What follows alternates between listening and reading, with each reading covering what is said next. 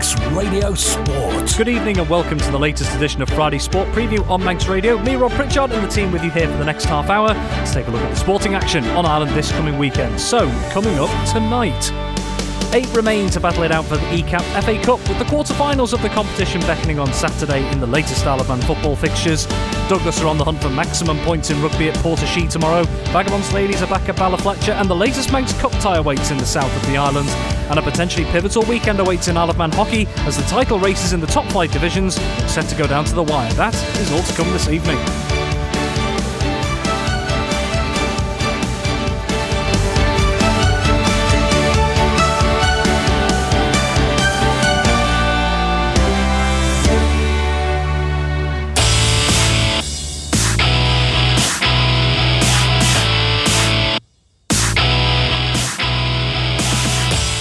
Very good evening. Welcome to Friday Sport Preview on Manx Radio on this blustery Isle of Man Friday evening. Looking ahead, as usual, to all the sporting action in Isle of Man football, rugby and hockey coming up this weekend. We're going to turn our attention to football first and cup competition. Taking centre stage once again, 8 remain in the Ecap FA Cup for the quarter-finals taking place on Saturday afternoon. And time to bring in our football correspondent as ever, Tony Mepham. Tony, very good evening to you. Good evening to you, Rob.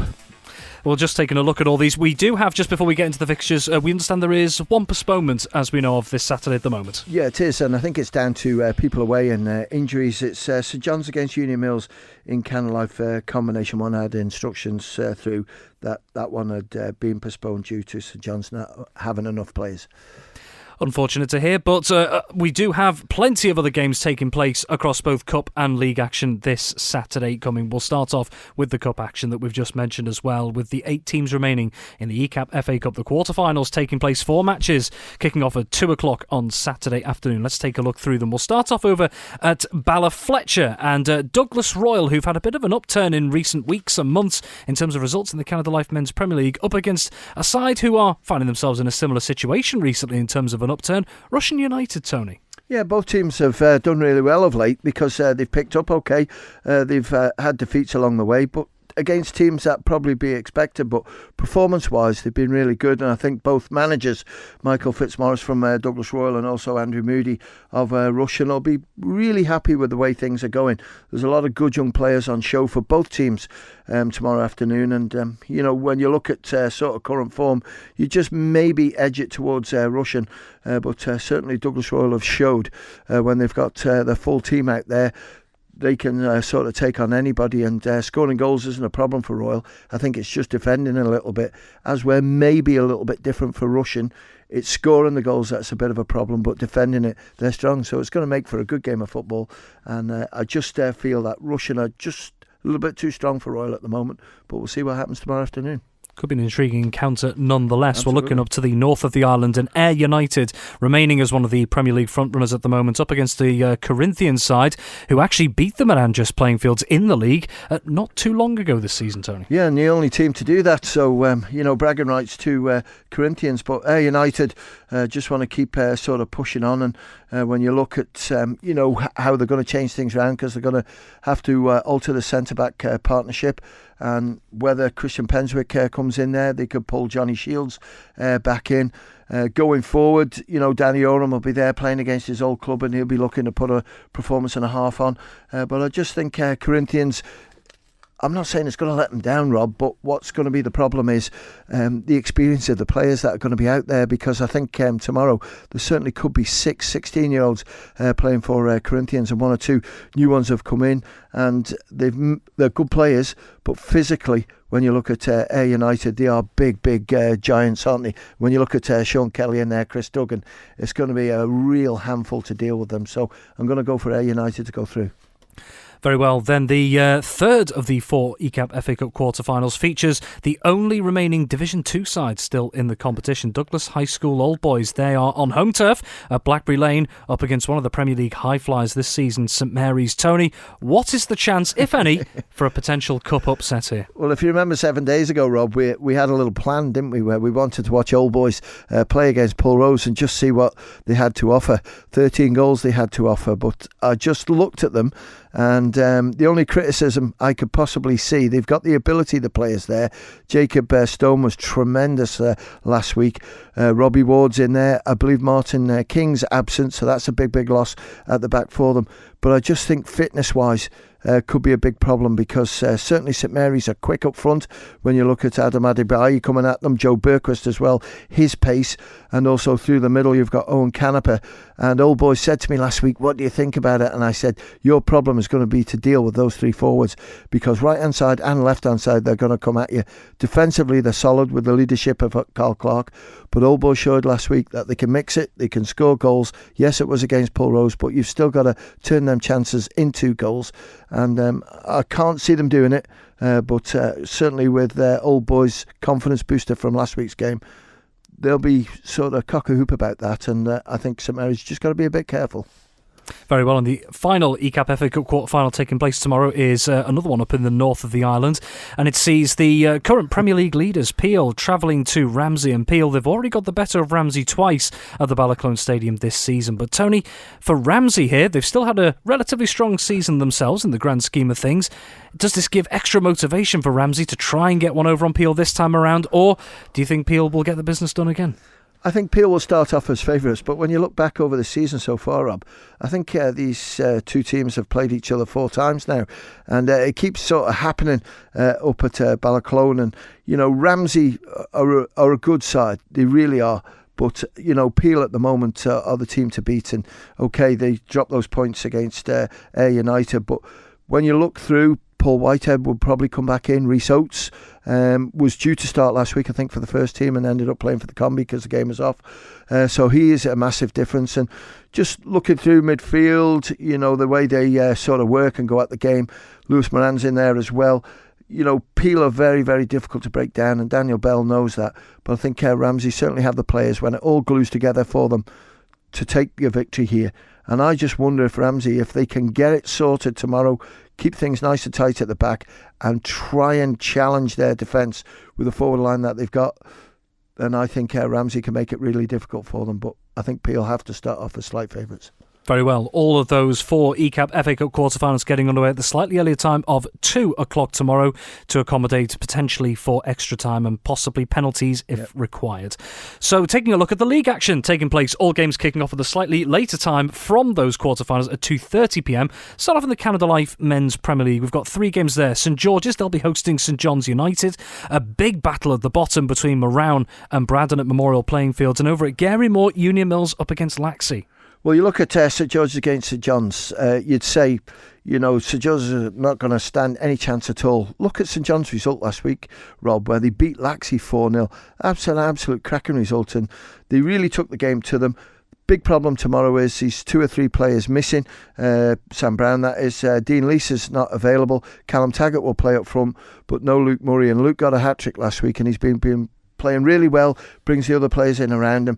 But I think St George will find it tough depending on what sort of squad they've got in that game.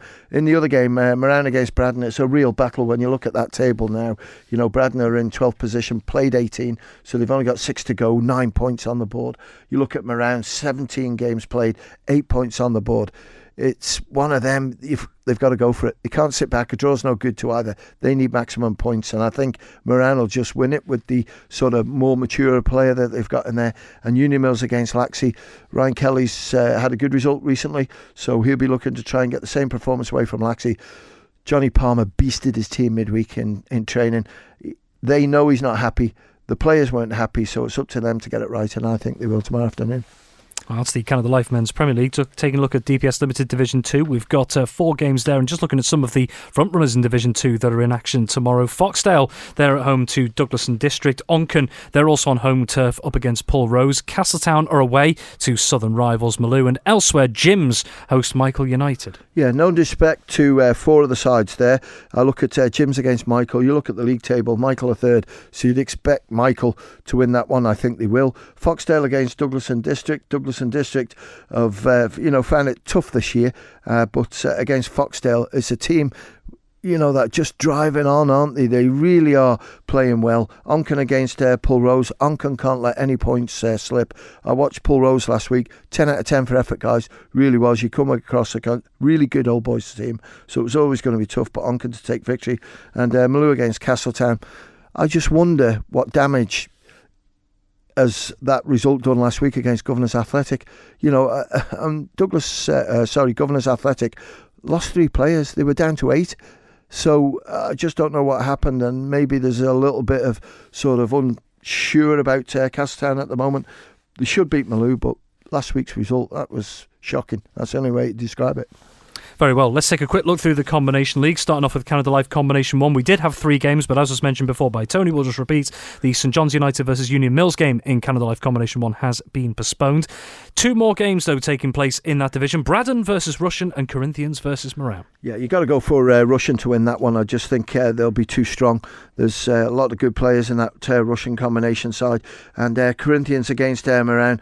Corinthians have done well. Start of the season, they struggled a little bit, but then a few of the players have understood how senior football works, because there's a lot of good young players in there as well. And I can't see Corinthians dropping any points in this, so I'll go for Corinthians to win. And last but certainly not least, in the fixtures on Saturday, we have 4 games taking place in DPS Limited Combination 2. They are Governors Athletic. They will host Foxdale. Michael will host Ramsey Youth Centre and Old Boys. Douglas and District are at home against Colby, and Douglas Athletic welcome Douglas High School Old Boys. Yeah, you look at that Foxdale and Governors Athletic at Governors Athletic.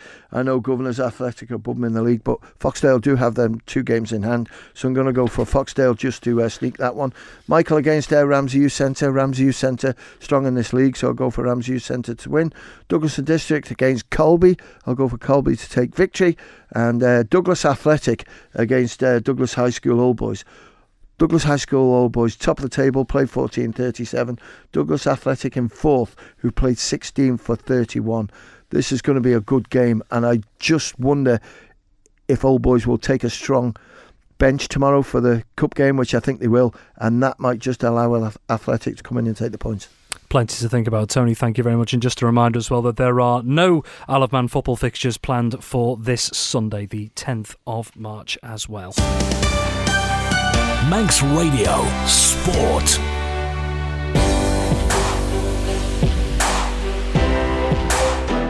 Moving on, we now take a look at this weekend's rugby action, and Douglas will be on the hunt for maximum points as they return to action at Port-e-Chee tomorrow in a rearranged tie in the Regional 2 North West. Elsewhere, in a transition season for Vagabonds ladies, they're also back at Ballafletcher once more, with progress the aim of the game, and there's more Manx Cup action penned in the south of the island. With the details, as ever, is Dave Christian. We'll start with Douglas, Rob. Douglas against Kirby Lonsdale. It was a postponed fixture. There was a particular Saturday not long after the New Year when there was a massive dump of rain between 12 and 1 o'clock.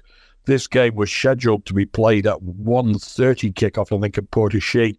And the heavens just opened, and the referee deemed it was unplayable. Because Kirby Lonsdale are down near the bottom of the table, this game could have an effect on promotion or relegation. The league are insisting it's played, so Kirby Lonsdale try again. Hopefully this weekend the weather is going to be better for them. However, the welcome at Douglas, certainly on the field, perhaps won't be quite as warm. Douglas are mid-table, looking to climb and have potential.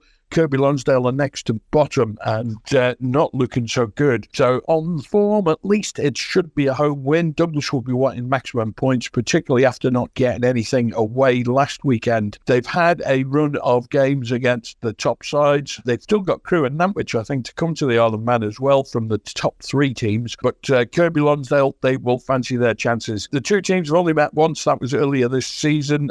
Douglas won that one away from home. So it should be a home win. However, it will all depend on the strength of the squad at Port-e-Chee, who's available, who isn't. We know that England have a Twickenham game, and that means there'll be a whole host of people going from the clubs. That may make a difference to the side Douglas are able to get out. There's no news of anybody being injured from last weekend. All the big performers are there and thereabouts. It's home advantage for Douglas. It's a 2:15 kickoff down there at Port-e-Chee. I think they can take the points. In women's NC1 Northwest, it'll be a kettle of fish for Vagabonds up at Ballafletcher. It's a 2 o'clock kickoff up there. Vagabonds face Chester Divas. Last season and the previous few seasons, it's been nip and tuck between these two. But this season, with the changes to the Vagabond squad, the away game turned into a bit of a rout for Chester. Vagabonds certainly have been showing some sort of improvement from half-time. Now, I think what they need to do is try and play the second half first, but that's not provided for in the rules, so we're going to have to see whether or not they can get going right from the start. Everybody back. Big bonus for them this week is Sammy McDonald is back. Sammy's been on holiday in Canada. Hopefully she'll be fit to take her place at scrum half. The standout players last week in the back row, Malin Campbell was totally awesome. Great carrying the ball, great defensively.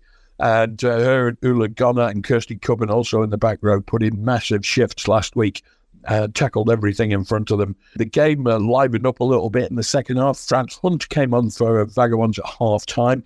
Not sure if Fran's available this week, but she did make a difference, and there was a much more confident approach to the game after half-time for Vagabonds. So remains to be seen what the final lineup is, but definitely Sammy McDonald back at scrum half should give them a bit of zip away from the base. The final fixture this weekend is in the Ravenscroft Manx Cup.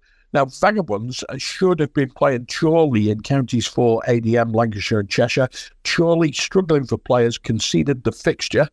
Gave Vagabonds a home walkover, so they've got 5 very useful points towards their league campaign, and being helpful as they all are, they suggested to dispose of a Manx Cup game instead. Vagabonds, they need the match time because they've got a big game against league leaders Ashton-under-Lyne next week. For Southern Nomads, they need some game time as well because games in the Manx Shield have been hard to come by this season. Both teams are willing to play the game a little bit earlier to get around any possible fixture congestion that's going to happen in April. On paper, should be a Vagabonds win. They drew 10 each with Ramsey in their opening Manx Cup tie. Ramsey have beaten Nomads the last time at Avaskin 93 points to 0. Now, that was a much weakened Nomads team. I think they'll be stronger this weekend, but on paper, you've got to fancy a full-strength Vagabond side will do the job on Nomads. No disrespect intended to Nomads. There's some great players down there. Mark Young and George Collister at halfback, a great pairing. They've got pace out wide. They've got a gritty set of forwards, but I suspect that Vagabonds Type 5 would just be too much for them. Manx Radio Sport.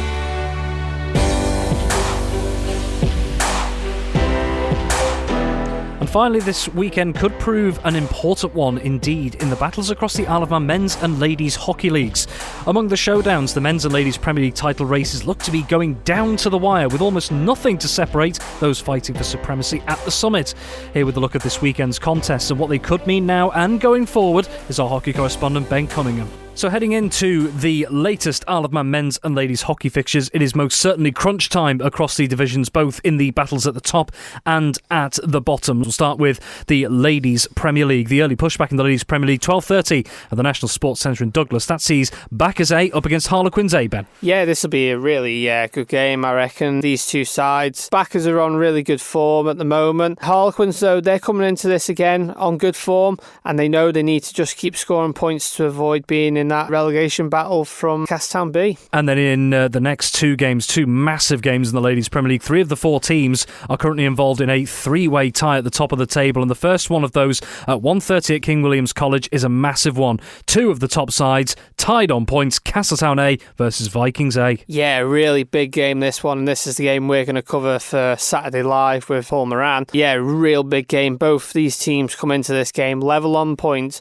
It's only goal difference that separates them. If one wins and one loses, you would think that it's game over for that team that loses. Still a long way to go, but this is going to be a massive game, and both teams will not want to lose points out of this one. We mentioned those are 2 of those in that 3-way title race. The other is Valkyries A, who are also tied on points with Castletown A and Vikings A. Valkyries A at home at QE2 in Peel at 2 o'clock up against Castletown B. Castletown B rooted to the bottom here and really struggling to get some points. It's going to be a tough ask against Valkyries, who know they need to go and get the win. And now we look at the 3 games in the men's Premier League. The title race there also still very much open and up for grabs. We start with the early pushback, 11 o'clock at the National Sports Sports Centre, and that sees Backers B up against one of the top contenders, Vikings A. Vikings A, top of the league, but only just by 1 point. Massive game for Vikings and for Backers B, because Backers B need to get points on the board, otherwise they're going to be facing relegation. Vikings A, top of the league. They did lose out to Backers A last time out, so can Backers B maybe get one over them this weekend? We'll wait and see. And then we look at an intriguing clash at 12:30 at QE2 in Peel on Saturday. Valkyries A up against Castletown A. Yeah, and Castletown A got a really good win over Backers B last time out and just avoided sharing the points there, getting a good 5-4 win. But then Valkyries A lost to Harlequins last time out. So a game of two tales, really, for both sides. And if we're looking at another men's Premier League title contender, the defending champions, Backers A, they are on at the NSC at 2 o'clock on Saturday, up against Harlequins A. Harlequins A know they're going to have a tough task this weekend trying to get anything over Backers A. Backers A, they know that they're only 1 point behind, and if Backers B help them out and beat Vikings A, they could go top this weekend. Let's take a quick look through the other divisions. We'll start with the 3 games in Ladies Division 1, and in there as well, Ben, as you go through them, there's a big game at 3 o'clock at King William's College. So the first game, 11 o'clock at QE2, sees Valkyries B against Backers C. Second game is Castletown C against Ramsey A, and that's at 2:05 at Castle Rushen High School. And then the big one, like you say, Rob, Vikings B against Backers B, 3:05 at King William's College. Massive game for Vikings B. These two met last weekend in the Cup and it ended 1-1 going to flicks, which Vikings B won. Big game, this one. And then into Men's Division 1, 3 games there this Saturday, and the 2 title contenders at the moment, Valkyries B and Ramsey A, both in separate games as this race goes down to the wire. Absolutely, and Valkyries are the first game of the day at 11 o'clock at Castle Rushen High School against Vikings C. Then we head up north at 2 o'clock. Ramsey are against Castletown B, and then Vikings B against Harlequins B is 3:35 at the NSC. And quickly taking a look at the respective Division 2s. 3 games in Ladies Division 2 this weekend. King William's College at 12:05, and this is Harlequins B against Vikings C. Castletown E against Valkyries C, 12:35 at Castle Rushen High School, and then the final game in this league is Ramsey B against Castletown D, 3:35 at Ramsey Grammar School. And last but certainly not least, in the senior leagues, we have 2 games in Men's Division 2 on Saturday. And they are Castletown C against Ramsey B, 12:30 at Ramsey Grammar School, and then Backers Colt against Valkyries C, which is going to be an absolutely thrilling game because these two have been really good in this league, and that's at 3:35 at QE2. And not forgetting, of course, this weekend we've got 2 more games coming up in the Under-15s League on Saturday. And they are Castletown Savers against Ramsey Rose and Rascals, 3:30 at Castle Rushen High School, and then Vikings against Harlequins is 4:30 at King William's College. That's Ben Cunningham with the report on the weekend's hockey action coming up this Saturday. That's all we have time for on Friday Sport Preview this week. Many thanks to my guests, as always, Tony Mepham, Dave Christian and Ben Cunningham. And as always as well, have yourself a wonderful Friday evening, whatever you're doing, and have a wonderful weekend as well. But from us, until next time, it is bye for now. Manx Radio Sport.